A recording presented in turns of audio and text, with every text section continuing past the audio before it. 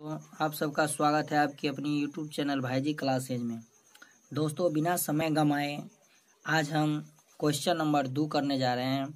दर्शाइए कि कोई भी धनात्मक विषम पूर्णांक 6q+1 या 6q+3 या 6q+5 के रूप का होता है जहां q कोई पूर्णांक है।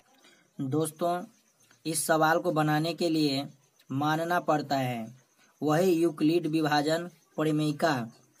लिखेंगे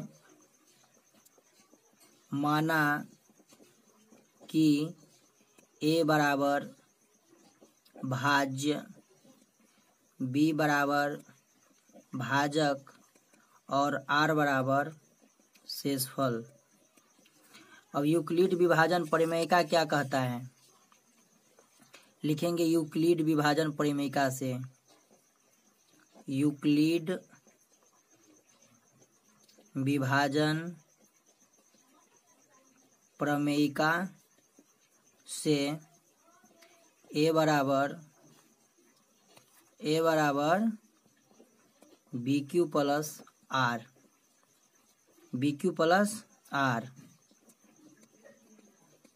जहाँ b बराबर 6, r बराबर 0, 1, 2, 3, 4, 5। दोस्तों, ये 5 तक ही क्यों लिए, 6 तक क्यों नहीं लिए? यहाँ रफ में हम लोग देखते हैं, अगर किसी भी संख्या को 6 से अगर भाग करें और मान के चलिए ये क्यू बार में जाता है और यहाँ शेष कितना है r, शेष कभी भी 6 से कम ही आएगा, 6 से ज़्यादा नहीं आएगा। इसीलिए मैंने शेषफल में कितना तक माना? 5 तक। अब सवाल में है a बराबर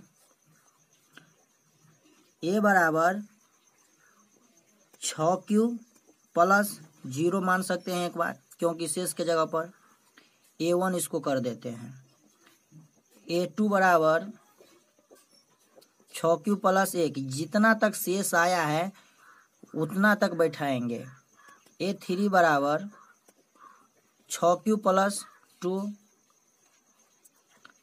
a4 बराबर 6q+3, a5 बराबर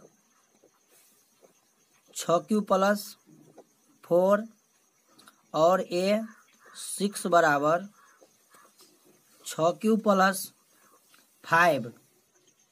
यहाँ से क्या होगा? a6 बराबर 6q+5, क्योंकि शेषफल हमारा क्या क्या था? 0, 1, 2, 3, 4, 5। अब यहाँ तक हो गया। अतः लिखेंगे कोई भी धनात्मक विषम पूर्णांक, कोई भी धनात्मक विषम पूर्णांक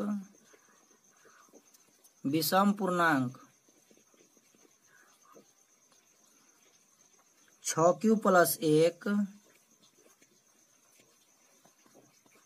6q+3 या 6q+5 के रूप का होता है। अब बात ये हुआ कि सवाल में आखिर निकला है 6q+0, 6q+1, 6q+2, 6q+3, 6q+4, 6q+5।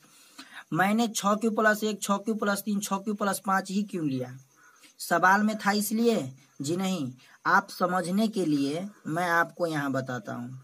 आप इसे परीक्षा में ना लिखें, आपको समझने के लिए मैं ऐसा करता हूँ। आप इसमें q का मान आप कुछ भी ले लीजिए, 0, 1, 2, 3, 4 कोई भी ले लीजिए। मान के चलिए मैंने q का मान 1 लिया, तो 6 को 1 से गुना करेंगे तो 6, और 6 में 0 को जोड़ेंगे तो कितना होगा? 6। अब 6 में 1 से गुना करेंगे तो 6, 6 में 1 को जोड़ेंगे तो कितना होगा? 7।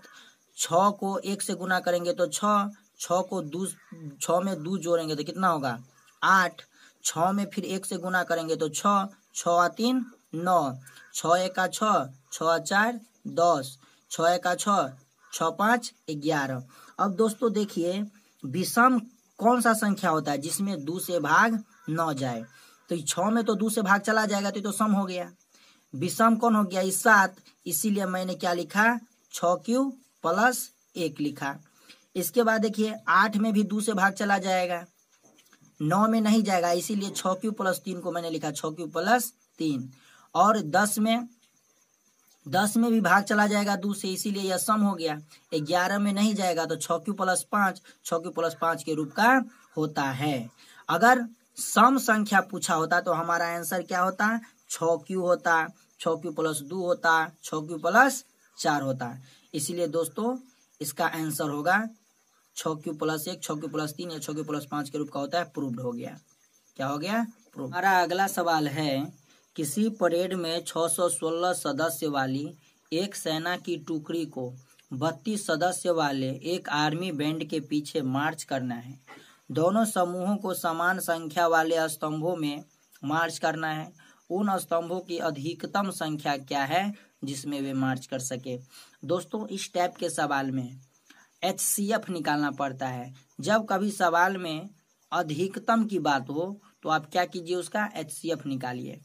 अब HCF एल्गोरिथम निकालेंगे या भाग विधि निकालेंगे, इसमें आप कोई भी निकाल सकते हैं, क्योंकि इसमें लिखा नहीं है कि आप एल्गोरिथम विधि से ही निकालिए। तब क्या करेंगे? 32 से 616 में डिवाइड करेंगे। 32 का 32, 11 में से 2 को घटाएंगे तो 9, 5 में से 3 को घटाएंगे तो 2। अब कितना लिखेंगे? 6। और 32 9 मान, 9 दूना 18 का 88 लेख, 9 तिया 27 1 28। 16 में से 8 को घटाएंगे तो 8, 8 में से 8 को घटाएंगे तो 0, 2 में से 2 को घटाएंगे तो 0। अब इस 8 से डिवाइड करना है किसको? 32 को। 8 चौके 32। अब दोस्तों यहाँ अधिकतम संख्या क्या होगा? सेना की अधिकतम संख्या, सेना की अधिकतम संख्या इक्वल टू 8। यही हमारा आंसर हो जाएगा।